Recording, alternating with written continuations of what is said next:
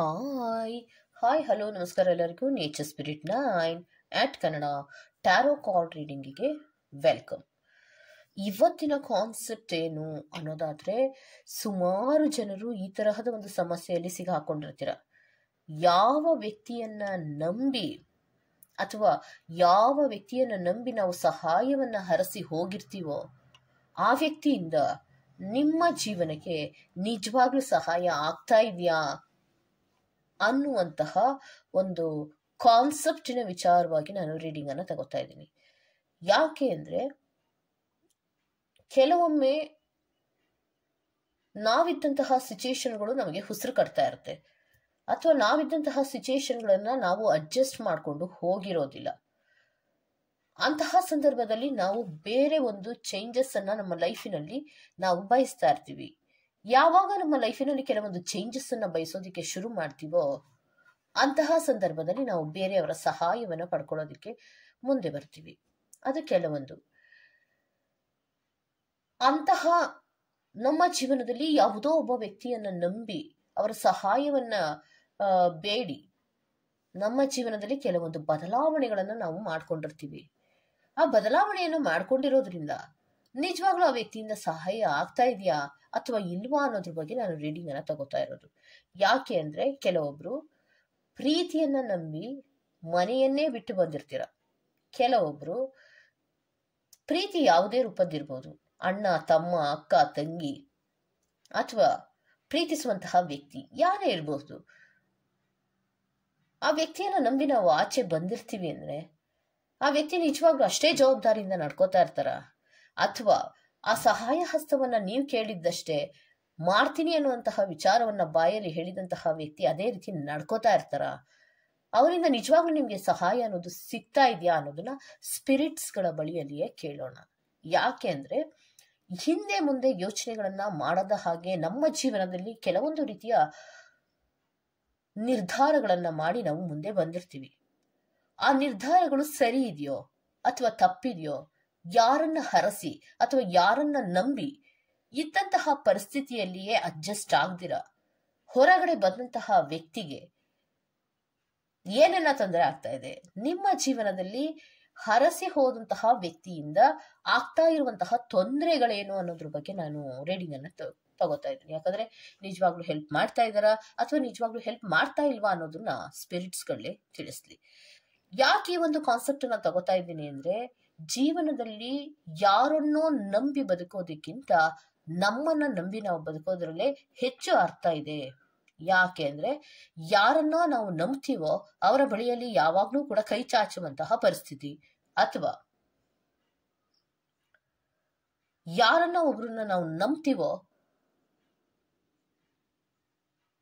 ಅವರ ಬಳಿಯಲ್ಲಿ ತಲೆಬಾಗುವಂತಹ ಪರಿಸ್ಥಿತಿ ಇದ್ದೇ ಇರತ್ತೆ.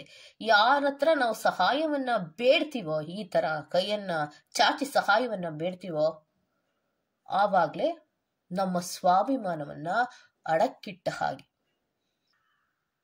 ಯಾಕೆ ಅಂದ್ರೆ, ಯಾವ ವ್ಯಕ್ತಿಯ ಹತ್ತಿರ ನಾವು ಸಹಾಯವನ್ನ ಬೇಡ್ತೀವೋ ಆ ವ್ಯಕ್ತಿ ತನ್ನದೇ ಆದಂತಹ ಬೌಂಡ್ರೀಸ್ ಅನ್ನ ಹಾಕೋದಕ್ಕೆ ಶುರು ಮಾಡುವಂತಹದ್ದು, ತನ್ನದೇ ಆದಂತಹ ಕಂಟ್ರೋಲ್ ಅಲ್ಲಿ ಇಟ್ಕೊಳ್ಳೋದಕ್ಕೆ ಶುರು ಮಾಡುವಂತಹದ್ದು, ತನ್ನದೇ ಆದಂತಹ ರೀತಿಯಲ್ಲಿ ವರ್ತನೆಗಳನ್ನ ಮಾಡುವಂತಹದ್ದು ಸರ್ವೇ ಸಾಮಾನ್ಯವಾಗಿರತ್ತೆ. ಈ ತರಹದ ಸಮಸ್ಯೆಗಳು ಯೂನಿವರ್ಸಿನಲ್ಲಿ ಹಲವಾರು ಜನರಿಗೆ ಬಂದಿರುತ್ತೆ. ಕೆಲವೊಬ್ರು ಹೇಳ್ಕೊತಾರೆ, ಕೆಲವೊಬ್ರು ಹೇಳ್ಕೊಳಲ್ಲ. ಆದ್ರೆ ಆ ತರಹದ ನೋವುಗಳಂತೂ ಖಂಡಿತವಾಗಿಯೂ ಇದ್ದೇ ಇರತ್ತೆ. ಅಂತಹವರಿಗೆ ಈ ರೀಡಿಂಗು ಖಂಡಿತವಾಗಿಯೂ ಅರ್ಥನೂ ಆಗತ್ತೆ, ಅನ್ವಯನೂ ಆಗತ್ತೆ. ಜೀವನದಲ್ಲಿ ನಾವು ಇಟ್ಟಂತಹ ಹೆಜ್ಜೆಯಲ್ಲಿ ದುಡುಕಿ ಹೆಜ್ಜೆಗಳನ್ನ ಇಟ್ವಾ, ಯೋಚನೆ ಮಾಡದ ಹಾಗೆ ಹೆಜ್ಜೆಗಳನ್ನ ಇಟ್ವಾ, ಅಥವಾ ವ್ಯಕ್ತಿಯನ್ನ ಕಣ್ಮುಚ್ಚಿ ನಂಬಿ ಹೆಜ್ಜೆಗಳನ್ನ ಇಟ್ವಾ ಅನ್ನೋದನ್ನ ಸ್ಪಿರಿಟ್ಸ್ ಗಳೇ ಹೇಳ್ತಾ ಹೋಗ್ಲಿ. ಓಕೆ, ಇದೆಲ್ಲವೂ ಕೂಡ ಇನ್ ಜನರಲ್ ಆಗಿರುವಂತಹ ರೀಡಿಂಗ್ ಆಗಿರೋದ್ರಿಂದ ನಿಮ್ಗೆ ರೆಸೋನೇಟ್ ಆದ್ರೆ ಮಾತ್ರ ತಗೊಳ್ಳಿ. ಹಾಗೇನೆ ಸ್ಕ್ರೀನ್ ಮೇಲೆ ಕಾಣ್ತಾ ಇರುವಂತಹ ಒಂದು ನಂಬರ್, ಅದು ಪರ್ಸನಲ್ ರೀಡಿಂಗಿನ ನಂಬರ್ ಆಗಿರುತ್ತೆ. ಯಾರಿಗೆಲ್ಲ ಪರ್ಸನಲ್ ರೀಡಿಂಗಿನ ಅವಶ್ಯಕತೆ ಇದೆಯೋ ಅವರೆಲ್ಲರೂ ಕೂಡ ವಾಟ್ಸ್ಆಪ್ ಮೆಸೇಜ್ ಅನ್ನ ಮಾಡೋದ್ರ ಮೂಲಕ ಪೇ ಮಾಡಿ ನಿಮ್ಮ ರೀಡಿಂಗ್ಸ್ ಗಳನ್ನ ನೀವು ತಗೋಬಹುದಾಗಿರುತ್ತೆ. ಓಕೆ, ಸೊ ರೀಡಿಂಗ್ ಗಳನ್ನ ತಗೊಳ್ಳೋದಕ್ಕೆ ಮುಂಚಿತವಾಗಿ ಪ್ಲೀಸ್ ಸೆಲೆಕ್ಟ್ ಯುವರ್ ಆಪ್ಷನ್. ಇಲ್ಲಿ ನಾನು 2 ಆಪ್ಷನ್ ಗಳನ್ನ ಕೊಟ್ಟಿದ್ದೇನೆ. ಒಂದು ವಾಚ್, ಎರಡೂ ಕೂಡ ವಾಚೇ ಆಗಿರುತ್ತೆ. ಒಂದು ಬೆಲ್ಟ್ ವಾಚ್ ಅನ್ನ ನಾನು ಫೈಲ್ ನಂಬರ್ 1 ಅವರಿಗೆ ಆಯ್ಕೆಯಾಗಿ ಕೊಟ್ಟಿದ್ದೇನೆ. ಇನ್ನೊಂದು ಚೈನ್ ವಾಚ್ ಅನ್ನ ನಿಮ್ಗೆ ಆಯ್ಕೆಯಾಗಿ ಕೊಟ್ಟಿದ್ದೇನೆ. ಫೈಲ್ ನಂಬರ್ 2 ಇದು. ಓಕೆ, ಬೆಲ್ಟ್ ವಾಚ್ ಅನ್ನ ಸೆಲೆಕ್ಟ್ ಮಾಡ್ಕೊಂಡ್ರೆ ಫೈಲ್ ನಂಬರ್ 1, ಚೈನ್ ವಾಚ್ ಅನ್ನ ಸೆಲೆಕ್ಟ್ ಮಾಡ್ಕೊಂಡ್ರೆ ಫೈಲ್ ನಂಬರ್ 2 ಆಗಿರುತ್ತೆ. ಸೊ ಇದು ಬಹಳ ಯೂನಿವರ್ಸ್ನಲ್ಲಿ ಕೆಲವೊಬ್ಬರಿಗೆ ತುಂಬಾನೇ ಉಪಯೋಗವಾಗುವಂತಹ ರೀಡಿಂಗ್ ಅಂತ ಮಾತ್ರ ಹೇಳೋದಿಕ್ಕೆ ಬಯಸ್ತೀನಿ. ಯಾಕೆ ಅನ್ನೋದಾದ್ರೆ, ಕಣ್ಮುಚ್ಚಿ ನಂಬಿದಂತಹ ವ್ಯಕ್ತಿ, ಸಹಾಯ ಮಾಡ್ತೀನಿ ಅಂತ ಹೇಳಿದಂತಹ ವ್ಯಕ್ತಿಯಿಂದ ಒಂದು ರೀತಿಯ ನಿರ್ಲಕ್ಷ್ಯದ ಮನೋಭಾವ ಇರ್ಬೋದು, ಅಥವಾ ಬೌಂಡ್ರೀಸ್ ಅನ್ನು ಹಾಕುವಂತಹ ಮನೋಭಾವ ಇರ್ಬೋದು, ಅಥವಾ ಆ ವ್ಯಕ್ತಿ ನಮ್ಮ ಹತ್ರ ನಡ್ಕೊಳ್ಳುವಂತಹ ರೀತಿಯೇ ಬೇರೆ ಇರ್ಬೋದು. ಇದೆಲ್ಲವೂ ಕೂಡ ನಮಗೆ ಅಸಂತೋಷವನ್ನ ಮೂಡಿಸುತ್ತಾ, ಅಥವಾ ಅದರಿಂದ ನಮಗೆ ಏನಾದ್ರೂ ಬೇಜಾರಾಗುತ್ತಾ ಅನ್ನುವಂತಹ ಆಲೋಚನೆಗಳನ್ನು ಮಾಡದ ಹಾಗೆ ಕೆಲವೊಂದು ಮೂಮೆಂಟ್ಸ್ ಗಳನ್ನ ತಗೊಳ್ಳುವಂತಹ ರೀತಿ ಯಾರಿಗೆಲ್ಲ ಇದೆಯೋ ಇದು ಅನ್ವಯ ಆಗುತ್ತೆ. ಓಕೆ, ಸೊ ಸ್ಪಿರಿಟ್ಸ್ ಗಳು ಏನ್ ಹೇಳ್ತಾರೆ ಅನ್ನೋದನ್ನ ನಾವು ನೇರವಾಗಿ ಸ್ಪಿರಿಟ್ಸ್ ಗಳ ಬಳಿಯಲ್ಲಿಯೇ ಉತ್ತರಗಳನ್ನು ಪಡ್ಕೊಳ್ಳೋಣ. So spirits file number 1, file number 2 ಅವರ ಡೀಟೇಲ್ಸ್ ಅನ್ನ ತಗೋತಾ ಇದ್ದೀನಿ. ಫಸ್ಟ್ ನನಗೆ ಫೈಲ್ ನಂಬರ್ 1 ಅವರ ಬಗ್ಗೆ ರೀಡಿಂಗ್ ಅನ್ನ ಕೊಡಿ. ಯಾರೆಲ್ಲ ಒಬ್ಬ ವ್ಯಕ್ತಿಯ ಹತ್ರ ಸಹಾಯವನ್ನ ಹರಿಸಿ ಹೋದಂತಹ ಯೂನಿವರ್ಸ್ನ ಎಲ್ಲರಿಗೂ ಕೂಡ ಆ ವ್ಯಕ್ತಿಯಿಂದ ಆಗ್ತಾ ಇರುವಂತಹ ತೊಂದರೆಗಳೇನು, ಆ ವ್ಯಕ್ತಿಯಿಂದ ನಿಜವಾಗ್ಲೂ ತೊಂದರೆಗಳೇನಾದ್ರೂ ಆಗ್ತಾ ಇದೆಯಾ ಅನ್ನೋದ್ರ ಬಗ್ಗೆ ಹೇಳಿ ಸ್ಪಿರಿಟ್ಸ್. ಸೊ ಶಫ್ಲಿಂಗ್ ಕಾರ್ಡ್ ಅನ್ನ ತಗೊಳ್ಳೋಣ. Okay, let's start. File number 1 ಅವರ ಡೀಟೇಲ್ಸ್ ಅನ್ನ ಕೊಡಿ spirits. I request you spirits. Very great, very great.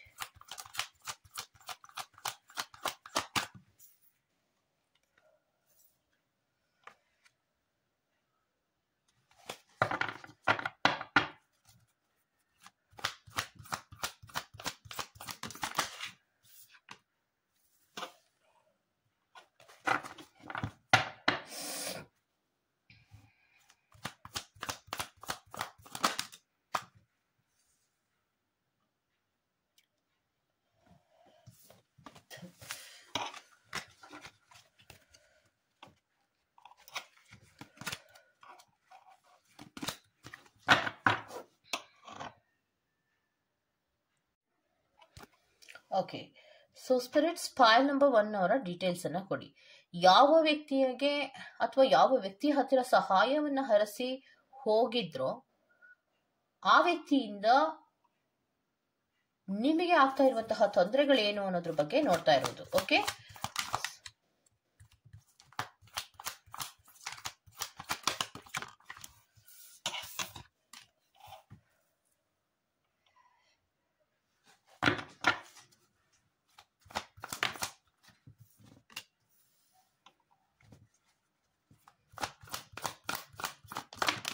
Explanation ಅನ್ನ ಮಾಡ್ತೀನಿ. One second.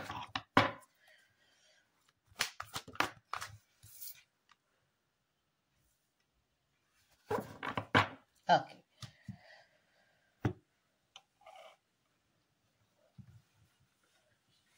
ನಮ್ಮ ಜೀವನದಲ್ಲಿ ಯಾರೋ ಒಬ್ಬ ವ್ಯಕ್ತಿಯನ್ನ ಅಥವಾ ವ್ಯಕ್ತಿಯ ಸಹಾಯವನ್ನ, ಯಾರು ಅಂದ್ರೆ ನಿಮಗೆ ಗೊತ್ತಿರೋರು ಇರ್ಬೋದು ಅಥವಾ ಗೊತ್ತಿಲ್ಲದೆ ಇರೋರು ಇರ್ಬೋದು, ಮೇಲ್ ಇರ್ಬೋದು ಅಥವಾ ಫಿಮೇಲ್ ಇರ್ಬೋದು, ಆ ವ್ಯಕ್ತಿಯಿಂದ ನಿಮ್ಗೆ ತೊಂದರೆ ಆಗ್ತಾ ಇದೆಯಾ ಅಂದ್ರೆ ಹೌದು ತೊಂದರೆ ಆಗ್ತದೆ. ಯಾಕೆ ಅನ್ನೋದಾದ್ರೆ, ನಿಮ್ಮ ಜೀವನದಲ್ಲಿ ಏನೋ ನಾನು ಗೆಲುವನ್ನ ಸಾಧಿಸ್ತೀನಿ, ನಾನು ಏನನ್ನೋ ಹೆಸರನ್ನ ಮಾಡ್ತೀನಿ, ನಾನು ಏನನ್ನೋ ಒಂದು ರೀತಿಯಲ್ಲಿ ನನ್ನ ಕಾಲ್ ಮೇಲೆ ನಾನು ನಿಂತ್ಕೋತೀನಿ, ನಾನು ಗೆದ್ದೇ ಗೆಲ್ತೀನಿ ಅನ್ನುವಂತಹ ಒಂದು ಹುಮ್ಮಸ್ಸು, ಒಂದು ಧೈರ್ಯ ಏನಿತ್ತು, ಆ ಧೈರ್ಯದ ಮೇರೆಗೆ ನೀವು ಆಚೆ ಬಂದಿದ್ದು ಅಥವಾ ವ್ಯಕ್ತಿಯ ಸಹಾಯವನ್ನ ಬೇಡಿದ್ದು. ಆದ್ರೆ ಆ ವ್ಯಕ್ತಿಯಿಂದ ನಿಮಗೆ ಆಗ್ತಾ ಇರುವಂತಹ ಸಹಾಯ ಏನಾದ್ರೂ ಇದೆಯಾ ಅಂದ್ರೆ ಖಂಡಿತವಾಗಿಯೂ ಆ ವ್ಯಕ್ತಿಯಿಂದ ನಿಮಗೆ ಸಹಾಯ ಅನ್ನೋದು ಇಲ್ಲ ಅನ್ನುವಂಥದ್ದನ್ನೇ ರೆಪ್ರೆಸೆಂಟ್ ಮಾಡ್ತಾ ಇದೆ.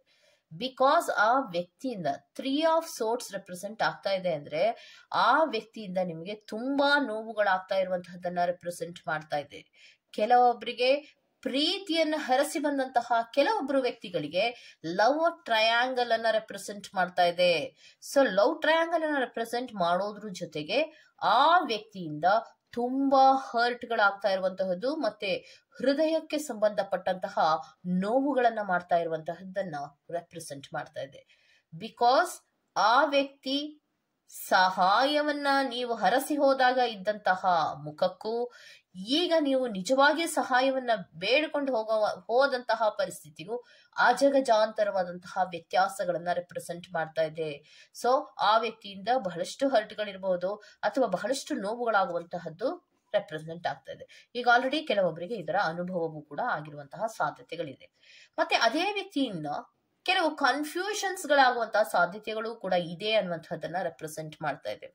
ಯಾಕೆ ಅಂದ್ರೆ ಜೀವನದಲ್ಲಿ ನಾನು ಏನನ್ನೋ ಸಾಧಿಸ್ತೀನಿ ಅಂತ ಬಂದಂತಹ ವ್ಯಕ್ತಿ ಅಥವಾ ನಾನು ಹೇಗೋ ಬದುಕ್ತೀನಿ ಬಂದಂತಹ ವ್ಯಕ್ತಿ ಅಥವಾ ಮುಂದೆ ಹೆಜ್ಜೆ ಇಟ್ಟಂತಹ ವ್ಯಕ್ತಿ ನೀವು ಜೀವನದಲ್ಲಿ ಅದೇ ವ್ಯಕ್ತಿಯಿಂದ ಹಲವಾರು ಕನ್ಫ್ಯೂಷನ್ಸ್ ಗಳಾಗ್ತಾ ಇರುವಂತಹದ್ದು. ಅವ್ರೇನೋ ಒಂದು ಹೇಳೋದಕ್ಕೋಸ್ಕರನೇ ಕಾಯ್ತಾ ಕೂತ್ಕೊಳ್ಳೋದು, ಟೈಮ್ ವೇಸ್ಟ್ ಮಾಡ್ತಾ ಇರುವಂತಹದ್ದು, ಅಥವಾ ಏನನ್ನು ಹೇಳ್ಬಹುದೇನೋ ಅನ್ನುವಂಥದ್ದು, ಅಥವಾ ಒಂದು ಓಪನ್ ಅಪ್ ಆಗಿ ಮಾತಾಡಕ್ಕಾಗದೆ ನೀವ್ ಹೆದರ್ಕೋತಾ ಇರುವಂತಹದ್ದು, ಅಥವಾ ಒಂದು ಡ್ರೀಮಿನ ಮೂಲಕವೇ ಯಾವಾಗ್ಲೂ ಕೂಡ ಕನಸನ್ನ ಕಾಣ್ತಾ ಇರುವಂತಹದ್ದು. ಈ ರೀತಿಯ ಕೆಲವೊಂದು ವಿಚಾರಗಳ ಮೂಮೆಂಟ್ಸ್ ಗಳಾಗ್ತಾ ಇರುವಂತಹ ಸಾಧ್ಯತೆಗಳಿರುತ್ತೆ. ಆ ವ್ಯಕ್ತಿಯಿಂದ ಆ ರೀತಿಯ ತೊಂದರೆಗಳಾಗ್ತಾ ಇರುವಂತಹ ಸಾಧ್ಯತೆಗಳು ಖಂಡಿತವಾಗಿಯೂ ಇದೆ ಅನ್ನುವಂಥದ್ದನ್ನ ರೆಪ್ರೆಸೆಂಟ್ ಮಾಡ್ತಾ ಇದೆ. ಯಾವ ವ್ಯಕ್ತಿಯನ್ನ ನಂಬಿ ನೀವು ಹೋಗಿದ್ರೋ ಅದೇ ವ್ಯಕ್ತಿಯಿಂದ ನೋವುಗಳಿದೆ, ಅದೇ ವ್ಯಕ್ತಿಯಿಂದ ನಿಮ್ಗೆ ಕನ್ಫ್ಯೂಷನ್ಸ್ ಗಳು ಕೂಡ ಇದೆ ಅನ್ನುವಂಥದ್ದನ್ನ ರೆಪ್ರೆಸೆಂಟ್ ಮಾಡ್ತಾ ಇದೆ. ನೀವು ಅನ್ಕೊಂಡ್ರಿ ಒಂದು ಟೀಮ್ ವರ್ಕ್ ಅನ್ನುವಂತಹ ರೀತಿಯಲ್ಲಿ ಒಂದು ರೀಕನೆಕ್ಟ್ ಆಗ್ಬೋದು, ನನಗೆಲ್ಲರೂ ಸಪೋರ್ಟ್ ಮಾಡ್ತಾರೆ, ಆ ವ್ಯಕ್ತಿ ನನಗೆ ಬಹಳ ಸಪೋರ್ಟ್ ಮಾಡ್ತಾರೆ ಅನ್ನುವಂತಹ ಮನಸ್ಥಿತಿ ನಿಮ್ಮಲ್ಲಿ ಏನಿತ್ತೋ ಅದೇ ಮನಸ್ಥಿತಿ ಆ ವ್ಯಕ್ತಿಗೆ ಇಲ್ಲ ಅನ್ನುವಂಥದ್ದನ್ನ ರೆಪ್ರೆಸೆಂಟ್ ಮಾಡ್ತಾ ಇದೆ. ಬಿಕಾಸ್ ಆ ವ್ಯಕ್ತಿ ಹಲವಾರು ರೀತಿಯ ಚೇಂಜಸ್ ಗಳನ್ನ ತನ್ನ ಜೀವನದಲ್ಲಿ ಮಾಡ್ಕೊಂಡಿರುವಂತಹದ್ದು, ಡೆಡ್ ಎಂಡ್ ಅನ್ನುವಂತಹ ರೀತಿಯಲ್ಲಿ ಕೆಲವೊಂದು ಮನಸ್ಥಿತಿಗಳನ್ನು ರೂಢಿ ಮಾಡ್ಕೊಂಡಿರುವಂತಹದ್ದನ್ನ ರೆಪ್ರೆಸೆಂಟ್ ಮಾಡ್ತಾ ಇದೆ. ಡೆತ್ ಕಾರ್ಡಿನ ಕ್ಲಾರಿಫಿಕೇಶನ್ ಕಾರ್ಡ್ ಅನ್ನ ಕೊಡಿ ಸ್ಪಿರಿಟ್ಸ್.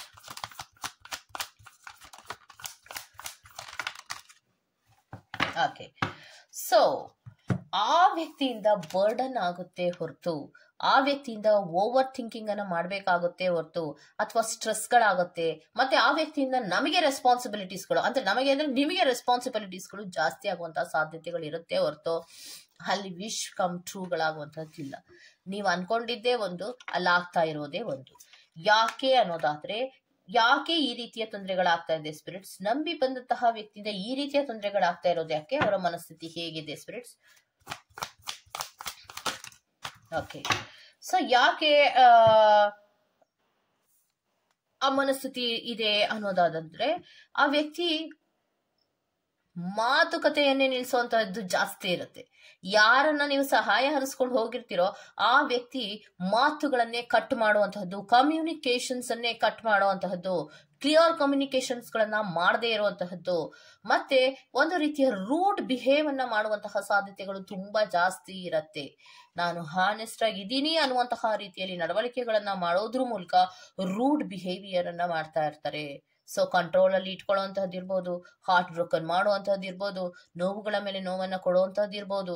ಮತ್ತಿನ್ನೊಂದು ಏನ್ ಮಾಡ್ತಾರೆ ಅನ್ನೋದಾದ್ರೆ ಯಾವುದೇ ವಿಚಾರಗಳನ್ನ ನೀವು ಓಪನ್ ಅಪ್ ಆಗಿ ಮಾತಾಡಕ್ಕೆ ಆಗೋದಿಲ್ಲ ಅನ್ನುವಂತಹ ಪರಿಸ್ಥಿತಿಗೆ ತಂದು ನಿಲ್ಸುವಂತಹದ್ದು, ಅಥವಾ ಅವರ ರೂಡ್ ಬಿಹೇವಿಯರ್ ಇಂದ ಯಾವುದೇ ಸಹಾಯಗಳನ್ನ ನಾವು ಕೇಳದೆ ಇರೋ ತರ ಕಟ್ ಹಾಕುವಂತಹದ್ದು.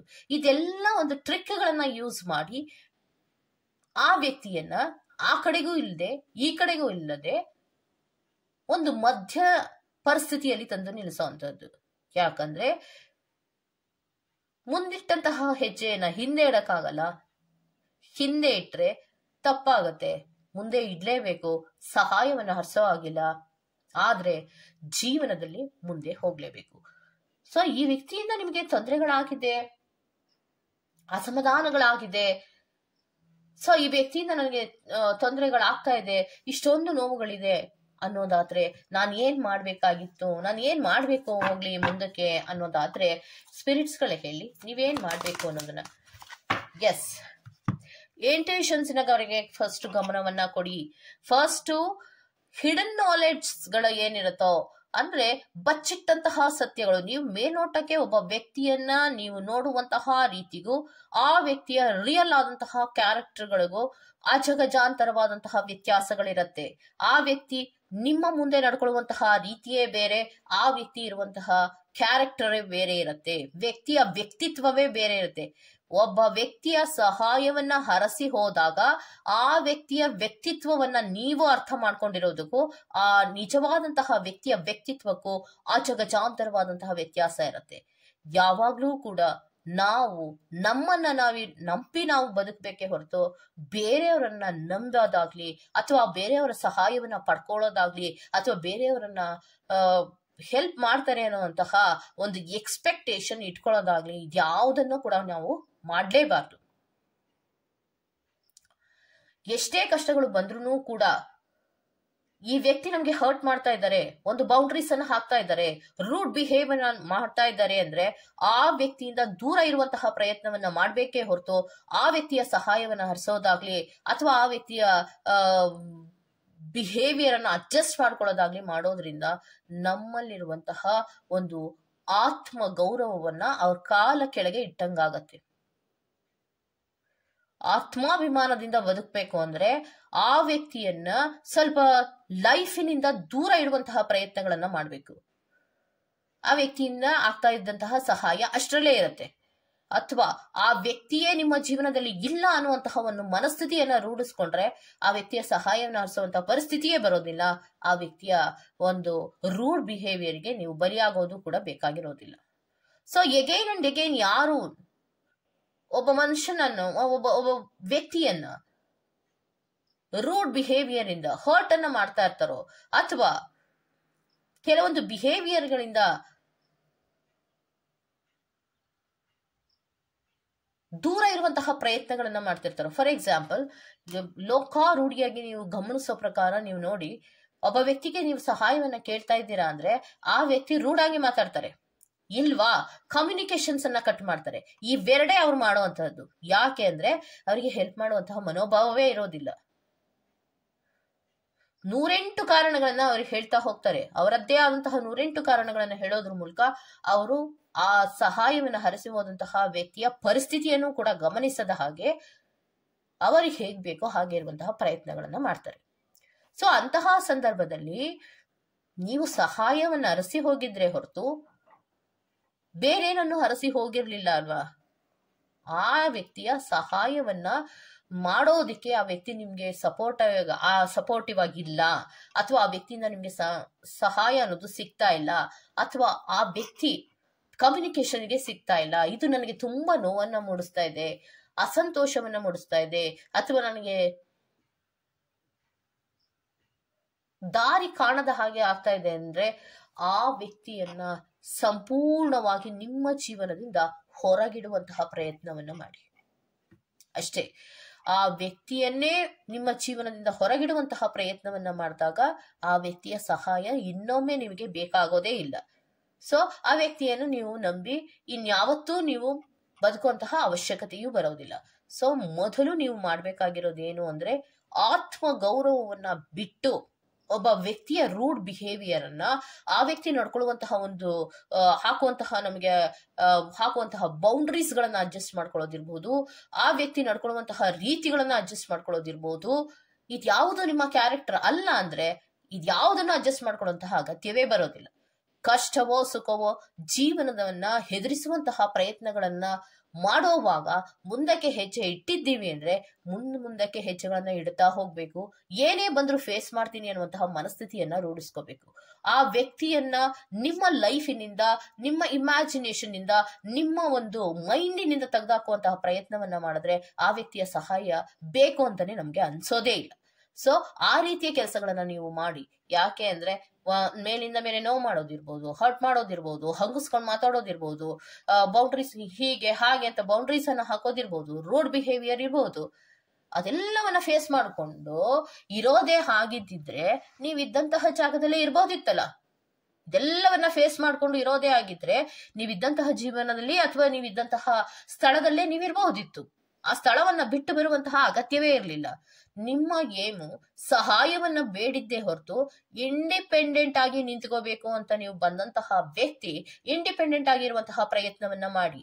ಸಹಾಯವನ್ನ ಬೇಡಿದ್ರೆ ಸಹಾಯವನ್ನ ಸ್ಪಿರಿಟ್ಸ್ ಗಳು ಮಾಡ್ತಾರೆ, ಆ ವ್ಯಕ್ತಿ ಮಾಡಿಲ್ಲ ಅಂದ್ರೆ ಆ ವ್ಯಕ್ತಿಗೆ ಸಹಾಯ ಮಾಡುವಂತಹ ಒಂದು ಟೈಮ್ ಆಗ್ಲಿ ಅವಕಾಶ ಆಗ್ಲಿ ಸ್ಪಿರಿಟ್ಸ್ ಗಳು ಕೊಟ್ಟಿರೋದಿಲ್ಲ ಅನ್ನುವಂತಹ ಮನಸ್ಥಿತಿಯನ್ನ ಇಟ್ಕೊಳ್ಳಿ. ಓಕೆ, ಸೊ ಪರಿಸ್ಥಿತಿ ಆ ವ್ಯಕ್ತಿಯದ್ದು ಏನೇ ಆಗಿರ್ಲಿ ಅದನ್ನ ಹ್ಯಾಂಡಲ್ ಮಾಡುವಂತಹ ಒಂದು ತಾಳ್ಮೆಯೂ ಕೂಡ ಆ ವ್ಯಕ್ತಿಗೆ ಇಲ್ಲದ ಹಾಗೆ ನಡ್ಕೊಳ್ಳುವಂತಹ ವ್ಯಕ್ತಿಗಳಿಗೆ ನೀವು ಸೈಲೆಂಟ್ ಆಗಿರೋದೇ ಉತ್ತರವಾಗಿ ಇರಬೇಕು. ನಿಮ್ಮ ಕೆಲಸಗಳೇನಿದೆ, ನಿಮ್ಮ ಮುಂದುವರಿಕೆಗಳೇನಿದೆ, ನಿಮ್ಮ ಜೀವನದಲ್ಲಿ ಏನೊಂದು ಉದ್ದೇಶವನ್ನ ಇಟ್ಕೊಂಡಿದ್ದೀರಾ ಅದರ ಕಡೆಗೆ ಗಮನವನ್ನ ಕೊಡಿ. ಯಾರೋ ಒಂದು ನೋವನ್ನ ಕೊಡೋದು ಅಥವಾ ಸಂಕಟವನ್ನ ಮಾಡೋದು ಅಥವಾ ಅವ್ರೇನೋ ರಫ್ ಆಗಿ ಬಿಹೇವನ್ನ ಮಾಡೋದು, ಅವರ ಕಾಲಡಿ ನೀವಿರೋದು, ಇದೆಲ್ಲವನ್ನ ಬಿಟ್ಟು ಜೀವನವನ್ನ ಫೇಸ್ ಮಾಡುವಂತಹ ಹಂತಗಳಿಗೆ ಬನ್ನಿ.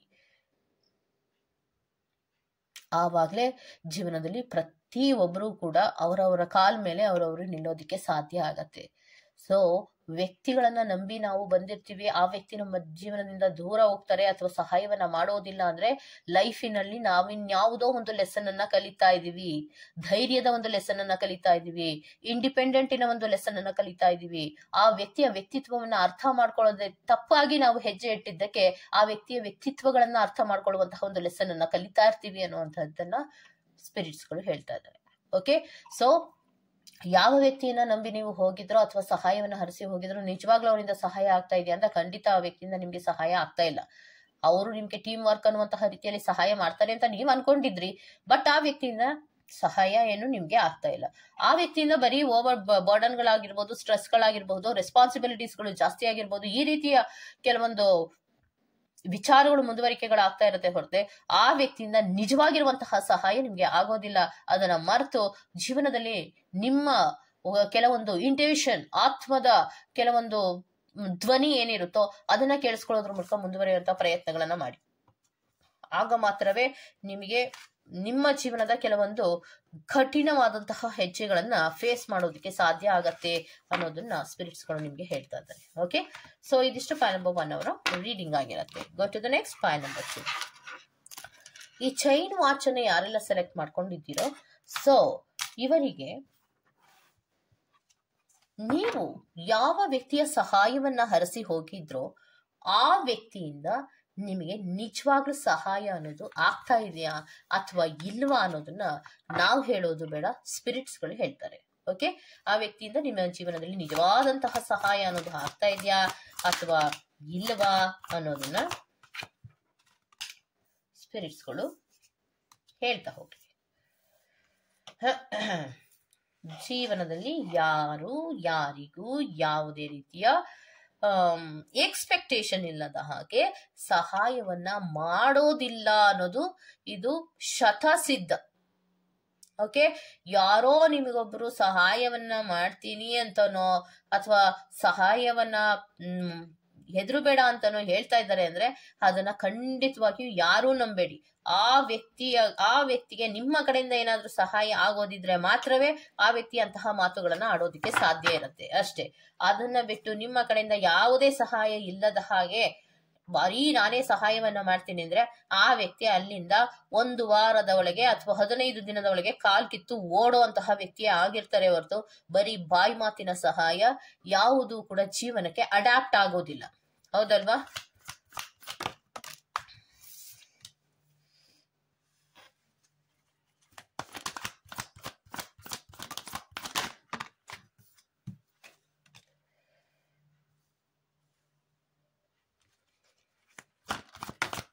ಓಕೆ,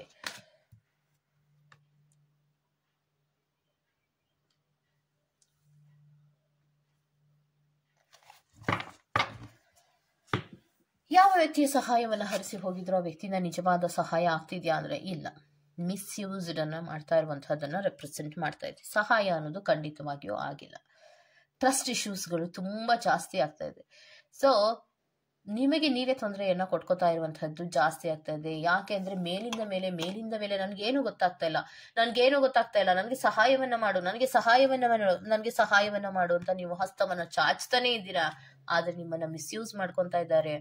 ಮತ್ತೆ ಆ ವ್ಯಕ್ತಿಯಿಂದ ಟ್ರಸ್ಟ್ ಇಶ್ಯೂಸ್ಗಳು ಕೂಡ ಶುರು ಆಗಿದೆ. ನಿಮಗೆ ನೀವೇ ತೊಂದರೆ ತಗೊಳ್ತಾ ಇದ್ದೀರಾ.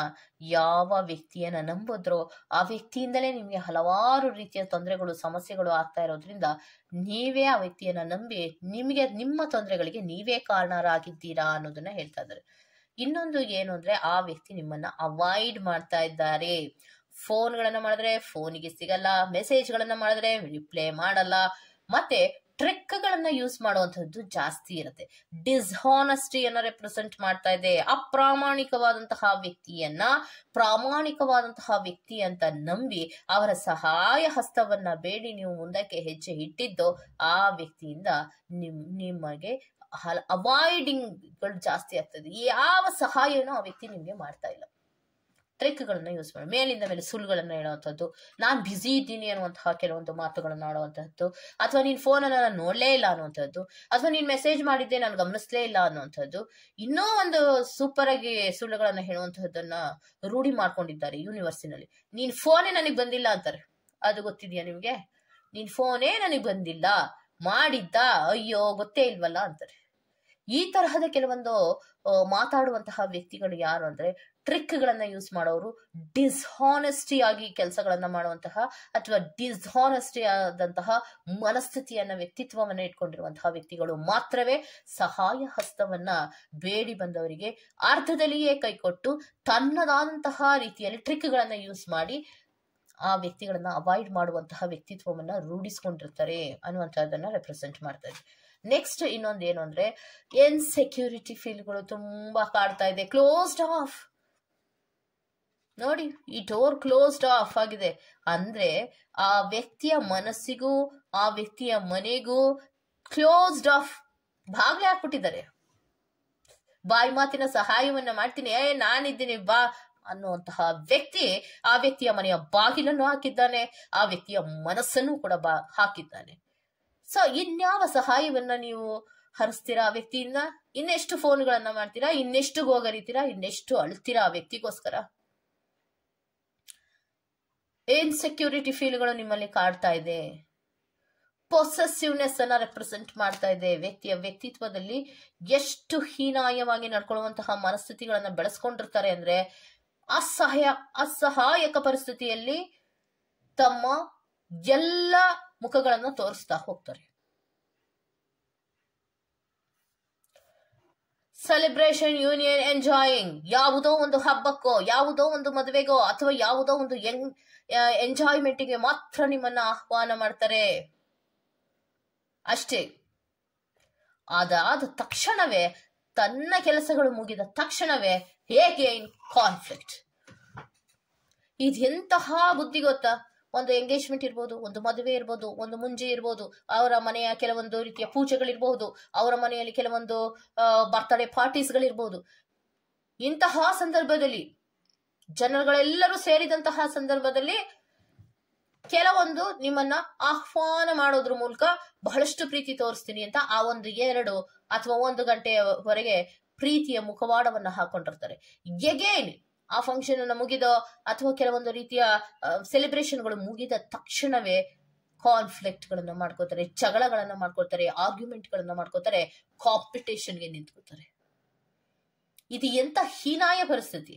ಈ ವ್ಯಕ್ತಿಗೆ ನೀವು ಬೇಡ ಅನ್ನೋದೇ ಆದ್ರೆ ಬೇಡ ಅಷ್ಟೇ, ಎಂಡಿಂಗ್ ಅನ್ನ ಮಾಡ್ಬೇಕು, ಮುರಿದು ದೂರ ಹೋಗ್ಬೇಕು.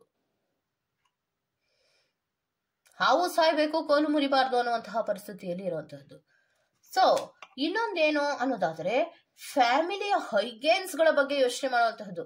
ಹೈ ಪ್ರಿಯಾರಿಟೀಸ್ ಗಳನ್ನ ತನ್ನ ಫ್ಯಾಮಿಲಿಗೆ ಕೊಡ್ತಾ ಇರ್ತಾರೆ. ಕೊಡಬಾರ್ದ ಅನ್ನೋದಾದ್ರೆ ಕೊಡಬೇಕು. ಅವರವರ ಫ್ಯಾಮಿಲಿಗಳಿಗೆ ಅವರವರು ಪ್ರಿಯಾರಿಟಿಯನ್ನ ಕೊಡಬೇಕು. ಆದ್ರೆ ನಿಮ್ಮನ್ನ ನಂಬಿ ಬಂದಂತಹ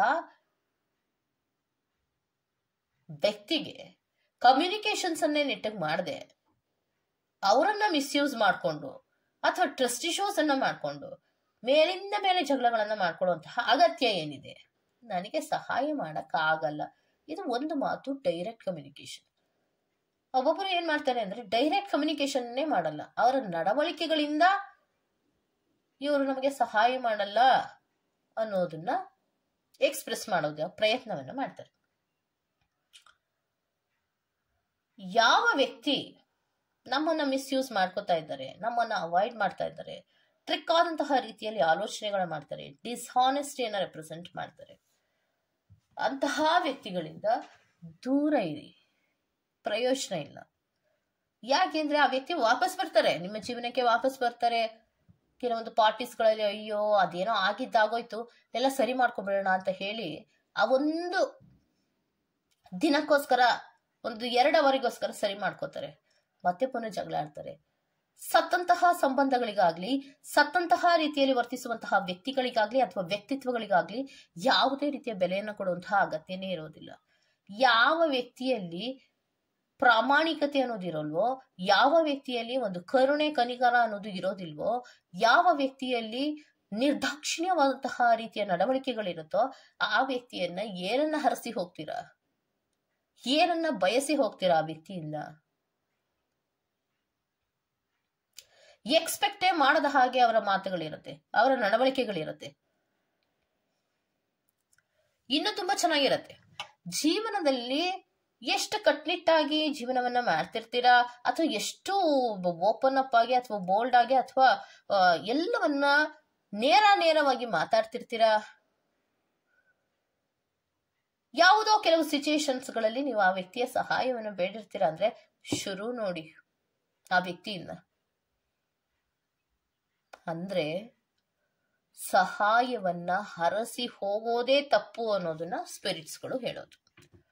ಪ್ರತಿಯೊಬ್ಬ ವ್ಯಕ್ತಿಯೂ ಕೂಡ ಇಂಡಿಪೆಂಡೆಂಟ್ ಅಂತ ಮೇಲೆ ಆ ವ್ಯಕ್ತಿ ಇಂಡಿಪೆಂಡೆಂಟ್ ಆಗಿಯೇ ಬದುಕುವಂತಹ ಪ್ರಯತ್ನಗಳನ್ನ ಮಾಡಬೇಕು. ಯಾವಾಗ ಸಹಾಯ ಹಸ್ತಗಳನ್ನ ಹರಸಿ ಹೋಗ್ತಿರೋ ಅಂದ್ರೆ ನಿಮ್ಮಲ್ಲಿ ಶಕ್ತಿಯೂ ಇರುತ್ತೆ, ಧೈರ್ಯವೂ ಇರುತ್ತೆ. ಕೆಲವೊಂದು ಸಿಚುಯೇಷನ್ಗಳನ್ನ ಫೇಸ್ ಮಾಡುವಾಗ ಸ್ವಲ್ಪ ನಿಮಗೆ ಕನ್ಫ್ಯೂಷನ್ ಕಾರಣಕ್ಕೋಸ್ಕರವಾಗಿ ಯಾವಾಗ ನೀವು ಸಹಾಯವನ್ನ ಬೇಡ್ತಿರೋ ಅಂತಹ ಸಂದರ್ಭದಲ್ಲಿ ಈ ತರಹದ ಕೆಲವು ಸಿಚುಯೇಷನ್ಗಳಾಗತ್ತೆ. ಜೀವನದಲ್ಲಿ ಯಾರನ್ನ ಕೂಡ ನಂಬಿ ನಾವು ಬಂದಿರೋದಿಲ್ಲ. ಒಂಟಿಯಾಗಿ ಬರ್ತೀವಿ, ಒಂಟಿಯಾಗಿಯೇ ಹೋಗ್ತೀವಿ, ಒಂಟಿಯಾಗಿಯೇ ಬದುಕಬೇಕು ಅನ್ನುವಂತಹ ಮನಸ್ಥಿತಿಗಳನ್ನ ರೂಢಿಸ್ಕೋಬೇಕು. ಕಷ್ಟನೇ, ಅದು ತುಂಬಾನೇ ಕಷ್ಟ ಆಗುತ್ತೆ. ನಿಮಗೂ ಕಷ್ಟ, ಅದು ನಮಗೂ ಕಷ್ಟನೇ ಇರುತ್ತೆ. ಆದ್ರೆ ಸಿಚುಯೇಷನ್ಸ್ ಗಳನ್ನ ಹ್ಯಾಂಡ್ಲ್ ಮಾಡೋವಾಗ ನಿನ್ನಿಂದ ನೀನೇ ಹೀಗ್ ಮಾಡಿದ್ದು ಹಾಗ್ ಮಾಡಿದ್ದು ಅಂತ ಬ್ಲೇಮ್ ಮಾಡೋದಕ್ಕೆ ಬದಲಾಗಿ ವ್ಯಕ್ತಿಯನ್ನ ಮನಸ್ಸಿನಿಂದ, ಮೈಂಡಿನಿಂದ, ನಿಮ್ಮ ಲೈಫಿನಿಂದ ಸಂಪೂರ್ಣವಾಗಿ ಡಿಲೀಟ್ ಮಾಡಿ. ಡಿಲೀಟ್ ಮಾಡೋದ್ರಿಂದ ಆ ವ್ಯಕ್ತಿ ಮತ್ತಿನ್ಯಾವ ಬಾಲಗಳನ್ನು ಬಿಚ್ಚಕ್ ಸಾಧ್ಯನೇ ಇಲ್ಲ. ನಿಮ್ಮ ಪಾಡಿಗೆ ನೀವು ಬದುಕ್ತಾ ಇದ್ದೀರಾ, ನೀವು ಸ್ವಾಭಿಮಾನಿಯಾಗಿ ಬದುಕ್ತಾ ಇದ್ದೀರಾ, ಮತ್ತೆ ನಿಮ್ಮ ಕಾಲ್ ಮೇಲೆ ನೀವು ನಿಂತ್ಕೋತಾ ಇದ್ದೀರಾ. ಯಾರ ಹಂಗಿಲ್ಲದೆ ನೀವು ಬದುಕ್ತಾ ಇದ್ದೀರಾ ಅಂದ್ರೆ ಯಾರ ಹತ್ರನೂ ನೀವು ಅನಿಸ್ಕೊಳ್ಳುವಂತಹ ಪ್ರಮೇಯನೇ ಬರೋದಿಲ್ಲ. ಸೊ ಸ್ವಾಭಿಮಾನಿ ಆಗಿರುವಂತಹ ಪ್ರಯತ್ನಗಳನ್ನ ಮಾಡಿ, ನಿಮ್ಮನ್ನ ನೀವು ನಂಬುವಂತಹ ಪ್ರಯತ್ನಗಳನ್ನ ಮಾಡಿ. ಕೈ ಚಾಚಿದಂತಹ ಕೈ ಯಾವಾಗಲೂ ಕೂಡ, ಯಾವಾಗ ನಾವು ಹಿಂಗೆ ಕೈ ಚಾಚುತ್ತೀವೋ ಆವಾಗಲೇ ನಮ್ಮ ಸ್ವಾಭಿಮಾನವನ್ನ ಬೇರೆಯವರ ಕಾಲ್ ಕೆಳಗೆ ಇಟ್ಟಂತೆ. ಕೈ ಚಾಚುವಂತಹ ಮನಸ್ಥಿತಿಗಳನ್ನ ಸಂಪೂರ್ಣವಾಗಿ ತೆಗೆದಾಕಿ. ಒಬ್ಬ ವ್ಯಕ್ತಿಯಿಂದ ಸಹಾಯ ಆಗ್ತಾ ಇದೆ ಅಂದ್ರೆ ಆ ಸಹಾಯ ನನಗೆ ಬೇಡ ಅನ್ನುವಂತಹ ಮನಸ್ಥಿತಿಯನ್ನು ಬೆಳೆಸ್ಕೊಂಡಾಗ ಮಾತ್ರವೇ ನಮ್ಮ ಲೈಫಿನಲ್ಲಿ ಇನ್ನೋರ್ವ ವ್ಯಕ್ತಿ ಆಟ ಆಡೋದಕ್ಕೆ ಸಾಧ್ಯವೇ ಆಗೋದಿಲ್ಲ. ಹಂಗ್ಸೋದಾಗ್ಲಿ, ಬೌಂಡ್ರೀಸ್ ಹಾಕೋದಾಗ್ಲಿ, ಅಥವಾ ಹೀನಾಯವಾಗಿ ಮಾತಾಡೋದಾಗ್ಲಿ, ಅಥವಾ ಟ್ರಿಕ್ಗಳನ್ನ ಯೂಸ್ ಮಾಡೋದಾಗ್ಲಿ, ಅಥವಾ ಕಾನ್ಫ್ಲಿಕ್ಟ್ ಗಳನ್ನ ಮಾಡೋದಾಗ್ಲಿ, ಆರ್ಗ್ಯುಮೆಂಟ್ಸ್ ಗಳನ್ನ ಮಾಡೋದಾಗ್ಲಿ, ಇದು ಯಾವುದು ಕೂಡ ನಡೆಯೋದೇ ಇಲ್ಲ ಅಲ್ವಾ. ಸೊ ವ್ಯಕ್ತಿಯನ್ನ ಸ್ವತಂತ್ರವಾಗಿರೋದಕ್ಕೆ ಬಿಡಿ, ಅವರನ್ನು ಸ್ವತಂತ್ರವಾಗಿರೋದಕ್ಕೆ ಬಿಡಿ, ನೀವು ಸ್ವತಂತ್ರವಾಗಿ ಇರಿ. ಆಗ ನಿಮ್ಮ ಲೈಫಿನಲ್ಲಿ ಏನಾದ್ರೂ ಒಂದನ್ನ ಸಾಧಿಸೋದಕ್ಕೆ ಸಾಧ್ಯ ಆಗತ್ತೆ ಅಂತ ಹೇಳ್ತಾ ಇದ್ದೀನಿ. ಓಕೆ, ಸೊ ನೀವು ಯಾವ ವ್ಯಕ್ತಿಯನ್ನ ಹರಸಿ ನೀವು ಹೋಗಿದ್ರೋ ಆ ವ್ಯಕ್ತಿಯಿಂದ ನಿಮ್ಗೆ ಸಹಾಯ ಆಗ್ತಾ ಇದೆಯಾ ಅಂದ್ರೆ ಖಂಡಿತವಾಗಿಯೂ ನಿಮ್ಗೆ ಯಾವುದೇ ರೀತಿಯ ಸಹಾಯ ಆಗ್ತಾ ಇಲ್ಲ. ನಿಮ್ಮನ್ನ ನೀವು ನಂಬಿ, ಯಾವಾಗ ನಿಮ್ಮನ್ನ ನೀವು ನಂಬಿ ಹೋಗ್ತಾ ಇರ್ತೀರೋ ಅದು ಸ್ಪಿರಿಟ್ಸ್ ಗಳ ಸಹಾಯ ನಿಮ್ಗೆ ಸಿಗುತ್ತೆ ಹೊರತು ಮನುಷ್ಯನ ಸಹಾಯ ಯಾವತ್ತೂ ಸಿಗಲ್ಲ. ಯಾವ ಮನುಷ್ಯನು ನಿಷ್ಕಲ್ಮಶವಾಗಿ ಒಬ್ಬರಿಗೆ ಸಹಾಯ ಮಾಡೋದು ಇರೋದೇ ಇಲ್ಲ. ಅದೆಲ್ಲವೂ ಕೂಡ ಸುಳ್ಳೆ. ಒಬ್ಬ ವ್ಯಕ್ತಿ ನಿಮ್ಗೆ ಸಹಾಯವನ್ನ ಮಾಡ್ತಾ ಇದ್ದಾನೆ ಅಂದ್ರೆ ಅವನು ಬಾಯಿ ಮಾತಲ್ಲಿ ಹೇಳದಿದ್ರೂ ಕೂಡ ಅವನಿಗೆ ಇನ್ಯಾವುದೋ ರೂಪದಲ್ಲಿ ಸಹಾಯ ಆಗತ್ತೆ ಅನ್ನುವಂತಹ ಮನಸ್ಥಿತಿ ಇವತ್ತಿಲ್ಲ, ನಾಳೆ ನನಗೆ ಸಹಾಯ ಆಗುತ್ತೆ ಅನ್ನುವಂತಹ ಕಾರಣಕ್ಕೆ ಅವ್ರು ಸಹಾಯವನ್ನ ಮಾಡ್ತಿರ್ತಾರೆ ಹೊರತು ಇನ್ಯಾವುದೇ ಇಲ್ಲ. ಅದೆಲ್ಲವೂ ಸುಳ್ಳು. ಸಹಾಯ ಅನ್ನೋದೆಲ್ಲ ಸುಳ್ಳು. ಆದ್ರೆ ಅದನ್ನೇ ನಂಬಿ ಜೀವನದಲ್ಲಿ ನೋವನ್ನ ಪಡೋದಕ್ಕಿಂತ ನಿಮ್ಮ ಕಾಲ್ ಮೇಲೆ ನೀವು ನಿಂತ್ಕೊಳ್ಳುವಂತಹ ಪ್ರಯತ್ನವನ್ನ ಮಾಡಿ ಅಂತ ಹೇಳ್ತಾ ನಾನು ಈ ವಿಡಿಯೋವನ್ನು ಮುಗಿಸ್ತೀನಿ. ಯಾರಿಗೆಲ್ಲ ಈ ವಿಡಿಯೋ ಇಷ್ಟ ಆಗಿದೆಯೋ ಅವರೆಲ್ಲರೂ ಕೂಡ ಕಮೆಂಟ್ ಸೆಕ್ಷನ್ ಅಲ್ಲಿ ತಿಳಿಸೋದ್ರ ಮೂಲಕ ವಿಡಿಯೋಗಳಿಗೆ ಸಪೋರ್ಟ್ ಮಾಡಿ ಅಂತ ಹೇಳ್ತಾ ನಾನು ಮತ್ತೊಂದು ವಿಡಿಯೋದಲ್ಲಿ ಬರೋವರೆಗೂ ಟೇಕ್ ಕೇರ್ ಅಂಡ್ ಬೈ.